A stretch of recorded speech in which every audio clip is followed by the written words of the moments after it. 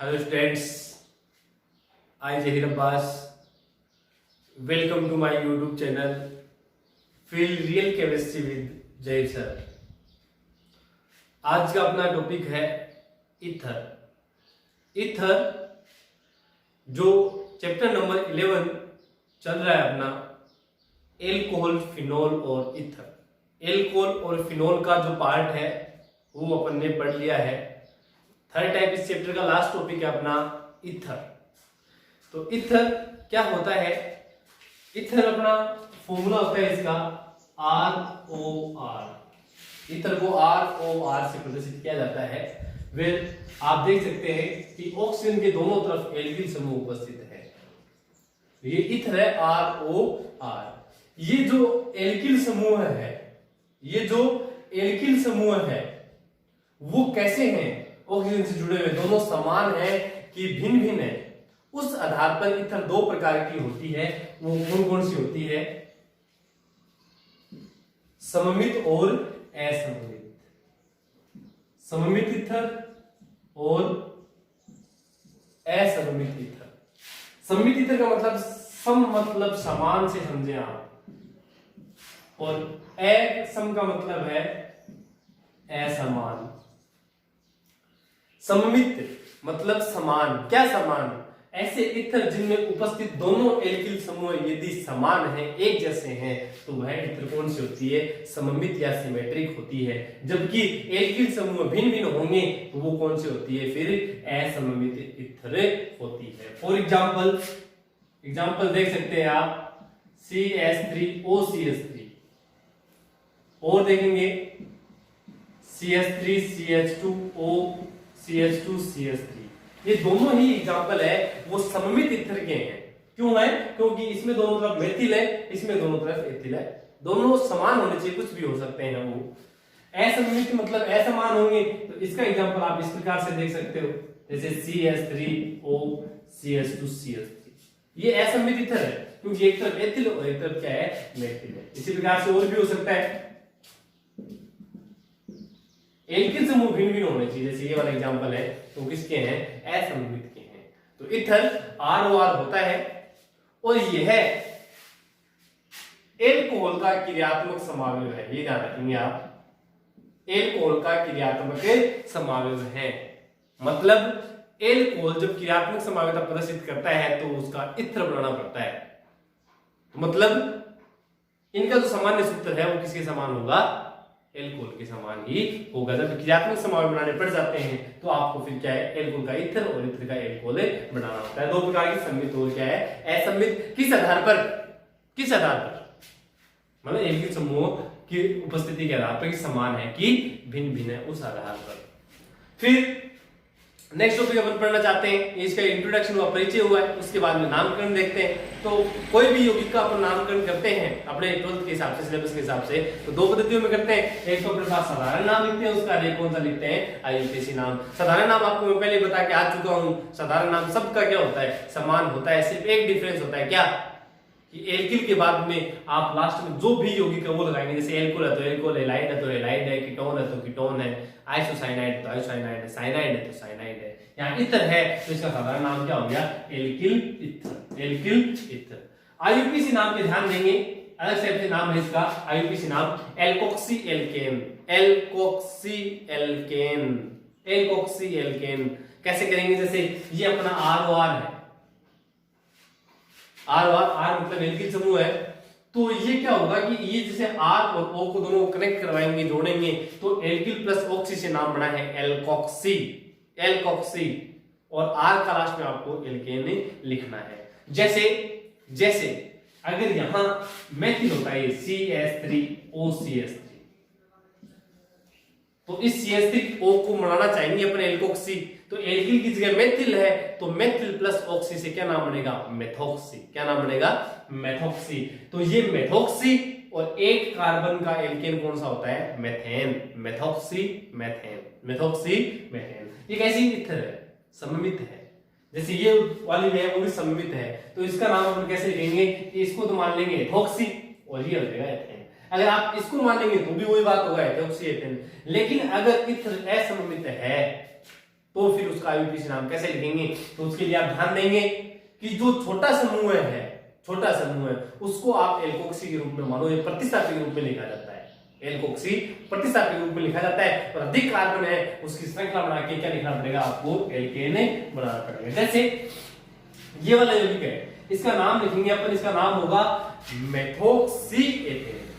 Methoxy ethane, न कि ethoxy methane, क्योंकि छोटा समूह है उसको एल्कोक्सी मानो तो ये मेथोक्सी हो जाएगा और 2 कार्बन के लिए एथेन लिखा जाएगा, न कि एथोक्सी मीथेन। ये ध्यान देंगे। सम्मित में तो आप किसी को एल्कोक्सी मान सकते हो, किसी को एल्केन मान सकते हो, लेकिन अगर असम्मित आती है तो आपको छोटा जो समूह है उसको तो क्या मानना पड़ेगा? प्रतिस्थापी के रूप में एल्कोक्सी, और जो लंबी कार्बन श्रृंखला है उसको लास्ट में किस रूप में लिखेंगे?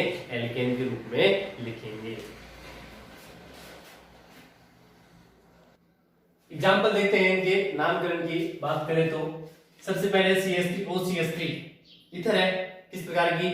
सम्मित है, दोनों तरफ समान समूह उपस्थित है, इसलिए वापस रिपीट कर रहा हूं मैं। साधारण नाम लिखने का तरीका क्या था? एल्किल इथर है, तो इसमें एल्किल क्या है? मेथिल। कितने मेथिल है? 2 है। तो कोई भी समान समूह जब 2 आते हैं तो उसके लिए क्या शब्द यूज करते हैं आप? उसके लिए शब्द अपन यूज करते हैं क्या? डाई। इसलिए नाम होगा इसका डाई मेथिल, और लास्ट में क्या लिखना होता है आपको? इथर। तो ये इसका क्या होगा? साधारण नाम डाई मेथिल इथर। नेक्स्ट 2 है अलग समूह, ये मेथिल है, ये एथिल है।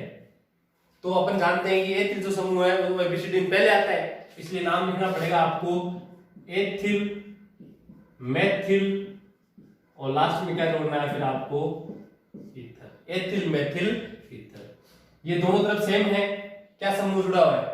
एथिल है, इसलिए नाम क्या होगा? Die ethyl ether. Die ethyl ether. उसके बाद में यहां देखेंगे समूह अलग अलग आगे फिर एक बार। ये मेथिल है, ये कौन सा समूह भी? एन प्रोपिल है। एन प्रोपिल, एन प्रोपिल का एन वर्ड काम में नहीं लेते हैं, मतलब एबीसीडी के हिसाब से जब अपन अल्फाबेट ऑर्डर लिखते हैं, अपन लेवल में पढ़ चुके हैं, एन काम में नहीं लेते हैं। फिर भी प्रोपिल मतलब पी, तो पहले मेथिल आएगा तो नाम लिखना पड़ेगा methyl N propyl ether. Next, अब ये कौन सा प्रोपिल है? ये वाला आइसोप्रोपिल। ये मेथिल है तो पहले लिखा जाएगा आइसोप्रोपिल। आइसो का आई काम में लिया जाता है आईयूपीएसी नेम में, जब भी अपन अल्फाबेट ऑर्डर काम में डिसाइड करते हैं, लिखते हैं, तब की बात। Isopropyl methyl ether.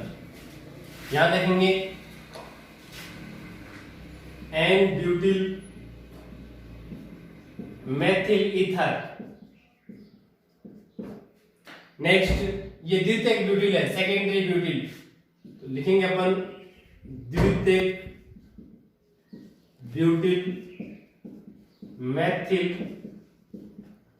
Ether. Next, ये कौन सा ब्यूटिल है?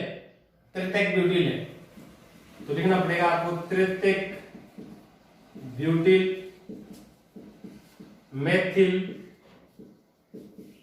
ईथर। विक्रम क्या लग गया? तृतीयक ब्यूटिल मेथिल ईथर। यहां देखेंगे ये C2H5 मतलब एथिल है, और ये 4 सदस्यीय चक्रीय जो यौगिक है अपने पास वो साइक्लोब्यूटिल है। साइक्लोब्यूटिल, तो लिखना पड़ेगा अपन को साइक्लोब्यूटिल एथिल ईथर। ये अपने पास मेथिल है, ये फेनिल है, तो लिखना पड़ेगा आपको मेथिल फेनिल ईथर। यहां देखेंगे एथिल फेनिल आ जाएगा ये, तो इसका साधारण नाम हो जाएगा ethyl phenyl ether. Ethyl phenyl ether वो अपन देखेंगे। फिर आईयूपीएसी नाम पे आते हैं। आईयूपीएसी नाम लिखने के लिए तरीका बता दिया आपको, एल्कोक्सी एल्केन है। सम्मित में आप अपनी मर्जी से किसी को भी काम में ले सकते हैं, लेकिन असम्मित में आपको छोटे समूह को एल्कोक्सी के रूप में और बड़ा जो कार्बनिक श्रृंखला है उसको मुख्य श्रृंखला के रूप में एल्केन लिखना पड़ेगा। तो इसके लिए देखते हैं, ये तो समान ही है इसलिए इसको एल्कोक्सी मानते हैं, तो क्या नाम होगा? मेथोक्सी। एक कार्बन के लिए क्या आ जाएगा? मेथेन। सेकंड, अब इसको एल्कोक्सी मानना पड़ेगा तो नाम होगा इसका मेथोक्सी एथेन। यहां देखेंगे दोनों समान है तो क्या लिख देंगे अपन, एथोक्सी एथेन। ध्यान दें ये अपने पास जो छोटा समूह CH3O उसको आपको एल्कोक्सी मानना पड़ेगा और ये 3 कार्बन की श्रृंखला बनेगी। जब कार्बन की श्रृंखला 3 कार्बन से ज्यादा हो जाती है तो फिर आपको नंबरिंग करनी पड़ेगी और ये जो एल्कोक्सी समूह पहले बता चुके प्रतिस्थापी के रूप में लिखा जाता है। तो पहले प्रतिस्थापी का नाम लिखेंगे, मेथोक्सी तो है ही है लेकिन 1 नंबर पे तो नाम लिखा जाएगा 1-मेथोक्सी प्रोपेन, 1-मेथोक्सी-प्रोपेन। सिमिलरली 3 कार्बन की श्रृंखला बनाएंगे, अब 2 नंबर पे आएगा तो नाम हो जाएगा इसका क्या, 2-मेथोक्सी-प्रोपेन। नेक्स्ट 4 कार्बन की श्रृंखला बनेगी, नंबरिंग इधर से करनी पड़ेगी तो फिर क्या नाम लिखना पड़ेगा आपको, 1-मेथोक्सी-ब्यूटेन, 1-मेथोक्सी-ब्यूटेन। नेक्स्ट 2-मेथोक्सी-ब्यूटेन, 2-मेथोक्सी-ब्यूटेन। आगे अब अपने पास देखो यहां श्रृंखला हो रही 3 कार्बन की बनेगी, नंबरिंग आप किसी साइड से कर सकते हैं। अब आपके सामने 2 प्रतिस्थापी है, एक ये मेथोक्सी है और एक ये मेथिल है। मेथोक्सी और मेथिल में से पहले मेथोक्सी लिखा जाएगा क्योंकि METHOXY होता है इसका नाम, जबकि मेथिल में METHY, METH तक तो सेम है दोनों में लेकिन वहां Y आएगा मेथिल में, इसमें क्या आएगा O आएगा। तो पहले लिखा जाएगा इस प्रकार से 2-मेथोक्सी, 2-मेथोक्सी, फिर 2-मेथिल और 3 कार्बन के लिए क्या लिखेंगे आप, प्रोपेन। यहां देखेंगे कहीं से नंबरिंग कर लेंगे आप, 1 नंबर पे आना है वो तो उसका आईयूपीएसी नाम होगा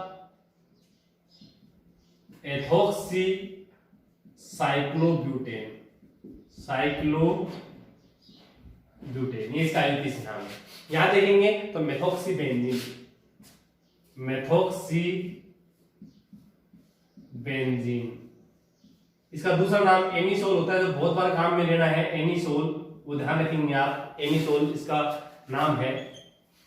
इसी प्रकार से इसका क्या लिखेंगे, फिर इसका नाम लिखेंगे अपन एथोक्सी बेंजीन।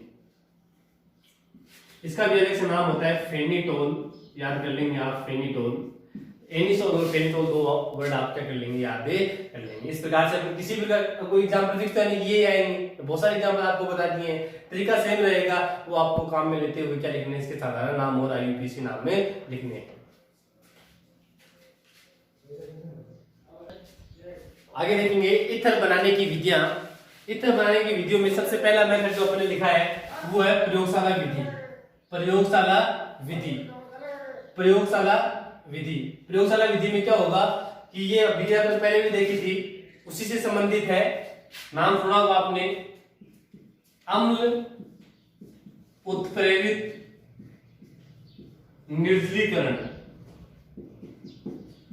अम्ल उत्प्रेरित निर्जलीकरण। ये नाम आते ही आपके दिमाग में आना चाहिए, H+ अम्ल और 443 केल्विन ताप। याद करें आप, निर्जलीकरण अभिक्रिया की बात करी थी अपन ने, एल्कोहल की अम्ल उत्प्रेरित निर्जलीकरण अभिक्रिया द्वारा एल्कीन का निर्माण होता है और इस अभिक्रिया के दौरान मध्यवर्ती कार्बन आयन का निर्माण होता है। ये बात अपन पहले ही बता चुके हैं। तो H+ और 443 केल्विन ताप तो निर्जलीकरण अभिक्रिया होगी और किसका निर्माण होगा, एल्कीन का निर्माण होगा। इसी प्रकार से यहाँ लिखा है अपन देखें पहचान, H+ 443 केल्विन या 140 डिग्री सेंटीग्रेड, 443 नहीं है 413 है, 413 केल्विन ताप पर अम्ल उत्प्रेरित निर्जलीकरण अभिक्रिया होगी एक बार फिर, लेकिन इस टाइम यहाँ पे क्या बनेगा, ईथर का निर्माण होगा, ईथर का निर्माण होगा, ऊपर ईथर का निर्माण यहाँ पर होगा।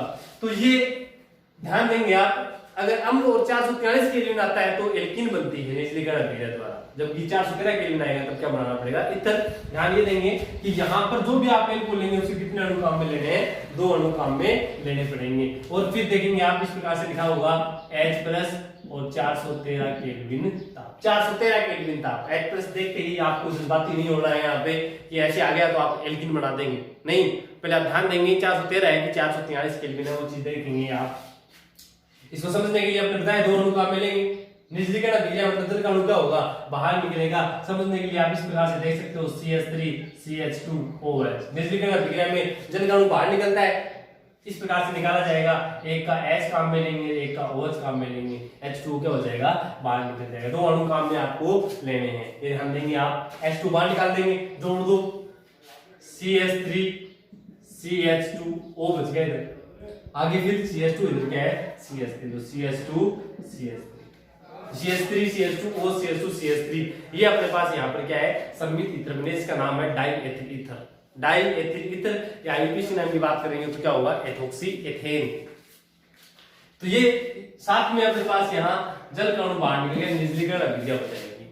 तो आप समझेंगे कैसे, ध्यान रखिए, एक चीज ध्यान रख ले कि 413 और 443 है, तापमान तो आपको दोनों में फिक्स याद रखने हैं। अब ध्यान ये रख लो कि कम तापमान आता है तो ईथर बनेगा, तो ज्यादा में अपने आप ही क्या बन जाएगा, एल्कीन बन जाएगा, ये ध्यान देंगे आप। तो ज्यादा 413 443 तो ज्यादा में एल्कीन और कम में क्या बनानी है, ईथर बनानी है। इसी के लिए विधि आरबीसी में अपने सिलेबस में नहीं है। अगर सीबीएसई की बात करें तो उसी के लिए अपन देख सकते हैं कि पहला पद तो समान होता है, जो निर्जलीकरण अभिक्रिया में पढ़ के आए हैं। क्या बना था पहले पद में, कारक धनायन का निर्माण। यहाँ पर क्या होता है कि दूसरा पद होता है, उसमें क्या होता है कि कारक धनायन का दूसरे अणु पर आक्रमण, मतलब दूसरे अणु का कारक धनायन पर आक्रमण। इस प्रकार से आप मैकेनिज्म की बात करें तो आरबीसी में नहीं है, अपने सीबीएसई की बात कर रहा हूं मैं, उसमें इस टाइप से होता है। ये जो दूसरा अणु अपना CH3 CH2OH दोनों लिए एक पद तो पहला तो समान ही होता है, वो आप निर्जलीकरण अभिक्रिया में देखेंगे, एल्कोहल वाले पार्ट में पीछे की वीडियो में आप देख सकते हैं आराम से। तो ये जो अपने पास ना पिछने का काम करेगा, ये इस काम में क्या कर देगा, आक्रमण कर देगा। आक्रमण करने का मतलब बंध बना लेगा, तो बंध इस प्रकार से बन जाएगा CH3 CH2OH, ये वाला O ने आक्रमण कर दिया किस पे, CH2 पे, CH2 से आगे क्या जुड़ा, CH3। ऑक्सीजन अपने लोन पे दिए, इलेक्ट्रॉनों की कमी हो जाएगी, क्या हो जाएगा, ऑक्सोनियम आयन बन जाएगा। ये ऐसा ही होता है, तो फिर आपको यहाँ से क्या हटाना पड़ेगा, बताओ, ऐसे हटाना पड़ेगा सही करने के लिए। तो क्या बन जाएगा फिर CH3 CH2O CH2 CH3 plus H+, ये ईथर बन जाएगा, डाइएथिल ईथर। और H+ जो अम्ल है वो उत्प्रेरक के रूप में काम लिया था, उसको आपको आप क्या कर देंगे, बाहर निकाल देंगे। तो यह ध्यान देंगे, ये वाली जो है अपने पास आरबीसी में नहीं है, सीबीएसई की बात कर रहा हूं मैं, उसके अंदर ये पार्ट दे रखा है, बाकी की अपने पास नहीं है। तो आप सीधे अभिक्रिया याद रखेंगे, 413 में ईथर और 443 में इसका निर्माण होगा, एल्कीन का निर्माण होगा। सेकंड है शुष्क सिल्वर ऑक्साइड द्वारा। शुष्क सिल्वर ऑक्साइड का फॉर्मूला Ag2O है, तो इसमें लिखेंगे क्या आप, एल्किल हैलाइड की अभिक्रिया, एल्किल हैलाइड की अभिक्रिया सिल्वर ऑक्साइड, शुष्क सिल्वर ऑक्साइड के साथ करवाते हैं तो फिर ईथर का निर्माण होता है। इस प्रकार से ये अपने एल्किल हैलाइड दो अणु लिए हैं, 2 Ag 2 Cl, बाहर निकाल देंगे -2 AgCl, बाकी को जोड़ देंगे आप, तो CH3 CH2 किससे कनेक्ट होगा, O से, O फिर आगे CH2 और क्या CH3। कोई भी एल्किल हैलाइड ले सकते हैं आप, ब्रोमाइड भी ले सकते हैं। तो फिर ये जो Ag के साथ है जुड़ते हुए बाहर चला जाएगा और जो उत्पाद है वो इधर बन जाएगा। अन्य विधि के अंदर क्या है कि एक बार फिर एल्कोहल का निर्जलीकरण अभिक्रिया करवाने पर, तो एल्कोहल की निर्जलीकरण अभिक्रिया एल्यूमिना की उपस्थिति में Al2O3, ध्यान दें ये भी बात पहले बता चुके हैं कि Al2O3 जो है वो निर्जलीकारक होता है। कंसंट्रेट मतलब सांद्र H2SO4 Al2O3 P2O5 phosphorus pentoxide, ये सारे के सारे क्या होते हैं, निर्जलीकारक होते हैं, जल का अणु बाहर निकालने का क्या करते हैं, काम में करते हैं। तो फिर अपने पास क्या देखिए, अगर आप एल्कोहल की अभिक्रिया एल्यूमिना की उपस्थिति में Al2O3 523 केल्विन ताप पे करवाता है, एक बार फिर 2 अणु लेने पड़ेंगे, और 2 अणु लेते हुए इस प्रकार से आप 2 अणु ले लेंगे और 2 अणु लेकर वो जल का अणु बाहर निकालना, जो अपन पीछे करके आए हैं, समझाओ आ जाता, अब सीधा लिख रहा हूं मैं, 2 जल का अणु बाहर निकाल देंगे तो बन जाएगा CH3 CH2O CH2 CH3 plus H2O।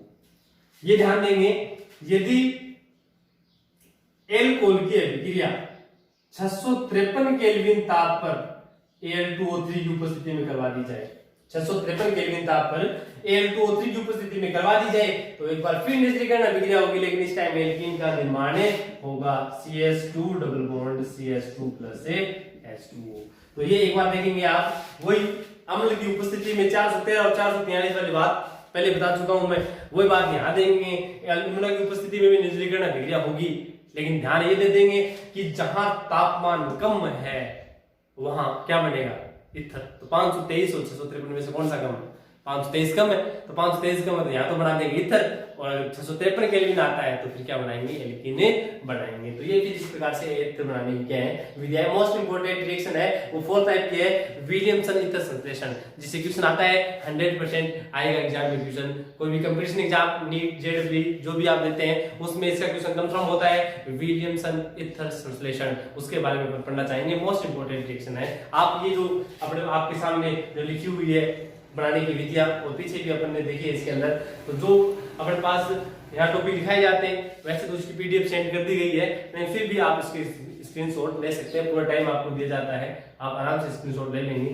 फिर भी कोई चीज समझ में नहीं आती है तो आप क्या कर सकते हैं, ग्रुप में मैसेज डाल के छोड़ सकते हैं और आराम से उसको आंसर आपको मिल जाएगा, पूछ सकते हैं।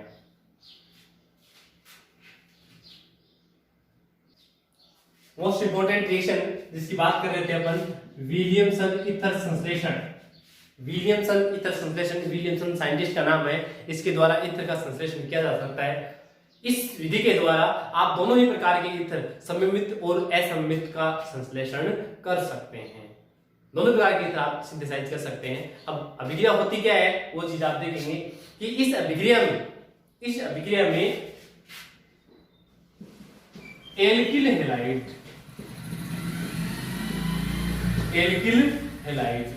की अभिक्रिया सोडियम एल्कोक्साइड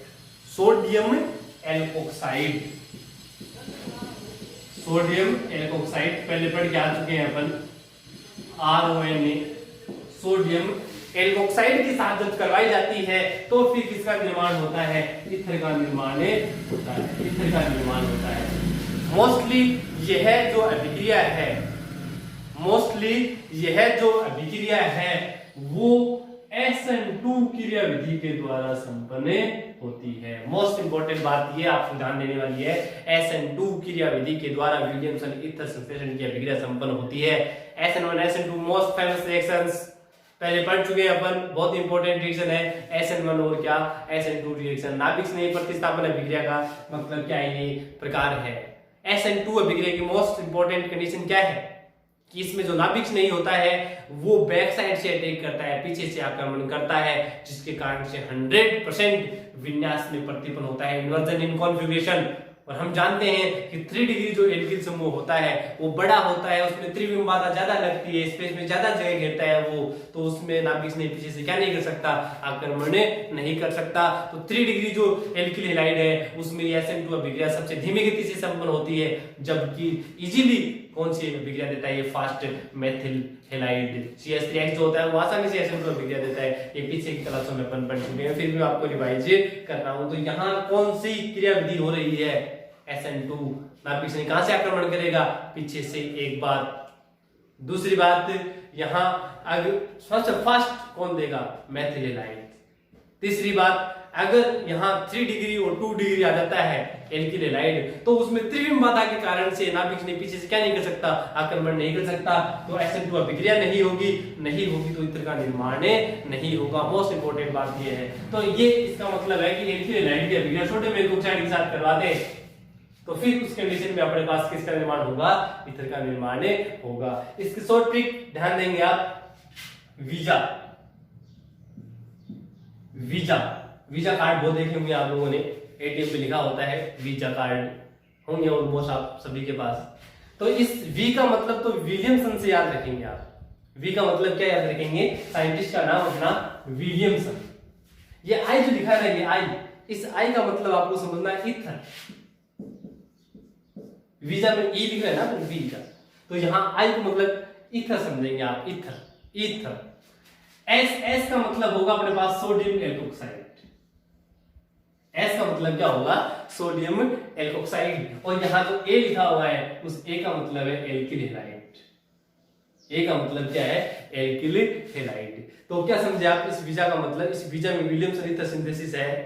क्या समझेंगे आप इसके अंदर कि विलियमसन ईथर संश्लेषण क्या होगा। आप इधर से स्टार्ट करें, इधर से स्टार्ट करना आपको उल्टा, कि एल्किल हैलाइड की अभिक्रिया सोडियम एल्कोक्साइड के साथ जब करवाते हैं तो किसका निर्माण होता है, इत्र का निर्माण होता है और इसे ही क्या कहते हैं अपन, विलियमसन इत्र संश्लेषण कहते हैं। समझ गए, आप आराम से समझ सकते हैं। एल्किल हैलाइड की अभिक्रिया सोडियम हाइड्रोक्साइड के साथ करवाने पर इत्र का निर्माण होता है। यह अभिक्रिया क्या कहलाती है, विलियमसन इत्र संश्लेषण कहलाती है। यह अभिक्रिया कौन सी क्रिया विधि से संपन्न होती है, SN2 से संपन्न होती है। ध्यान रखेंगे, SN2 अभिक्रिया से संपन्न होती है। यहाँ ये जो S है इसका मतलब आप SN2 से भी ले सकते हैं।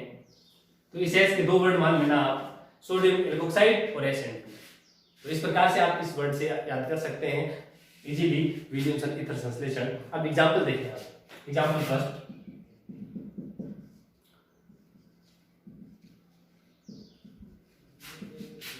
CH3CH2Br एल्किल हैलाइड लेना है। एल्किल हैलाइड लेना अपने एथिल ब्रोमाइड, बिल्कुल ले सकते हैं, क्लोराइड ले सकते हैं, आयोडाइड ले सकते हैं। अभिक्रिया करवा रहे हैं अपन सोडियम एथोक्साइड के साथ, सोडियम एल्कोक्साइड से। अब एल्कोक्साइड एल्किल की जगह आप मेथिल मेथोक्साइड ले सकते हैं, एथिल लेंगे तो एथोक्साइड बन सकता है। अपने लिया सोडियम एथोक्साइड, तो सोडियम एल्कोक्साइड हो गया, एल्किल हैलाइड हो गया। तो फिर अभिक्रिया कौन सी होगी, विलियमसन इत्र संश्लेषण होगी। और विलियमसन इत्र संश्लेषण क्या होती है, इसमें आप देखेंगे कौन सी क्रिया विधि से संपन्न होती है, SN2 क्रिया विधि से। अब SN2 क्रिया विधि कैसे लगाएंगे आप इसमें, SN2 हम जानते हैं नाभिक स्नेही स्पीशीज आक्रमण करता है। नाभिक स्नेही क्या होता है, माइनस वाली स्पीशीज। तो माइनस वाली देख सकते हैं आप, Na+ है, O पे क्या आएगा माइनस, मतलब ये CH3CH2O ये नाभिक स्नेही है, ये पीछे से क्या करेगा, आक्रमण करेगा। ये आक्रमण कर देगा पीछे से, हाँ किस कार्बन पे करेगा, जिस पर हेलोजन जुड़ा हो। तो ये बातें सारी पहले बताई हुई है। जैसे ये इस पे जुड़ेगा वैलेंसी ज्यादा हो जाएगी और लीविंग ग्रुप के रूप में छोड़ के जाने वाले ग्रुप के Br बाहर चला जाएगा। तो जोड़ेंगे आप ये CH3